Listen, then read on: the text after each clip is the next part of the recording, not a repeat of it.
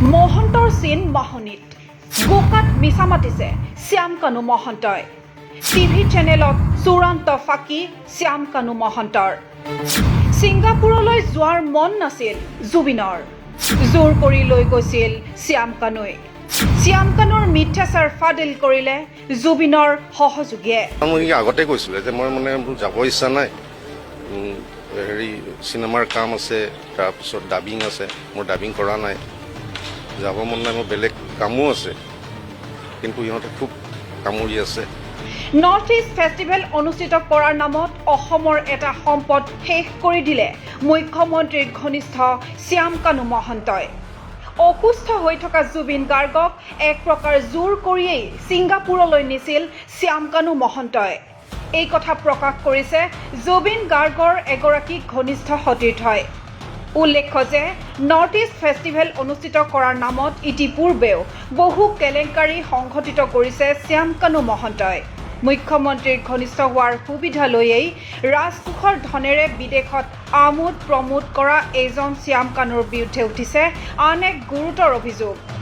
মন কৰিবলগীয়া যে সংবাদ মাধ্যমৰ নামত কেৱল চামচাগিৰি কৰি অহা অসমৰ একাংশ নিউজ চেনেলে শ্যাম কানুক ৰক্ষণাবেক্ষণ দিবলৈ তৎপৰ হৈ পৰিছে। এইসকল সাংবাদিকৰ বাবে জুবিন গাৰ্গৰ মৃত্যুতকৈও বেছি গুৰুত্বপূৰ্ণ হৈছে শ্যাম কানুৰ হৈ চাফাই গোৱা। এনে একাংশ টিভি চেনেলে প্ৰকাশ কৰা মতে নৰ্থ ইষ্ট ফেষ্টিভেলত অংশগ্ৰহণৰ বাবে জুবিনে হেনো নিজেই ইচ্ছা প্ৰকাশ কৰিছিল। সাংস্কৃতিক বেপাৰী শ্যাম কানুৰ শ্ৰুতলিপি অনুসৰি এই সংবাদ প্ৰচাৰ কৰিছে গৰিষ্ঠ সংখ্যক টিভি চেনেলে। কিন্তু টিভি চেনেল আৰু শ্যাম কানু মহন্তই যে গোকাত মিছা মাতিছে সেয়া উদঙাই দিলে জুবিন গাৰ্গৰ এগৰাকী সতীৰ্থই। জুবিন গাৰ্গৰ সৈতে ওতঃপ্ৰোতভাৱে জড়িত থকা হৰেশ্বৰ মহন্তই সংবাদ মাধ্যমক জনোৱা অনুসৰি ছিংগাপুৰলৈ যোৱাৰ অলপো ইচ্ছা নাছিল জুবিন গাৰ্গৰ।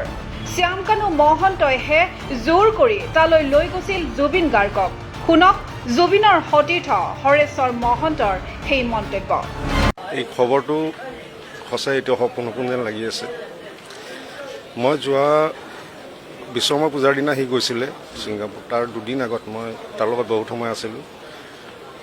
তেতিয়া বহুত কথা পাতি থাকোঁতে সি কৈছিলে মোৰ যাব মন নাই, চিনেমাৰ কাম আছে, ডাবিং আছে, কিন্তু সিহঁতে খুব কামুৰি আছে নৰ্থ ইষ্ট ফেষ্টিভেলৰ অৰ্গেনাইজাৰে। চাওঁ কি কৰোঁ, যাওঁ নে নাযাওঁ, তেনেকৈ কৈছিল। কিন্তু দুদিন পিছত সি গ'লগৈ। আপুনি বাধা দিছিল নেকি? বাধা কৈছিলোঁ যে তোমাৰ গা ইমান ঠিক নহয়, চিনেমাৰ কাম আছে, তুমি এতিয়া যাব নালাগে, যদি যাব মন নাই যাব নালাগে, তেনেকৈ কৈছিলোঁ। আমিতো ক'ব নোৱাৰোঁ ন, বাধা দিব নোৱাৰোঁ। যদি যাব মন নাই তুমি যাব নালাগে, তেনেকৈ কৈছিলোঁ। নাযাওঁ নেকি এনেকৈ নাযাওঁ নেকি আগতে কৈছিলে যে মই যাব ইচ্ছা নাই,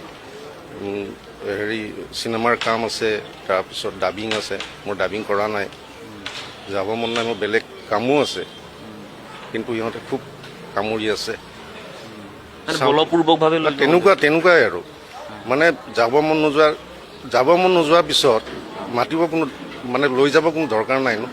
আৰু শ্ব' আছিলে তাৰ 20 তাৰিখ, কিন্তু 17 তাৰিখে তাক লৈ গৈছে।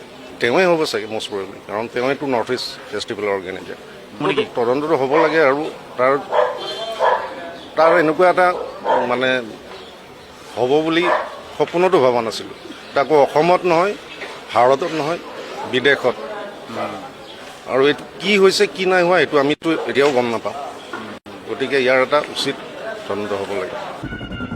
হৰেশ্বৰ মহন্তৰ এই মন্তব্যৰ পৰা এইটো স্পষ্ট হৈছে যে বেপাৰী মহন্তই জুবিনক জোৰ কৰিয়েই লৈ গৈছিল।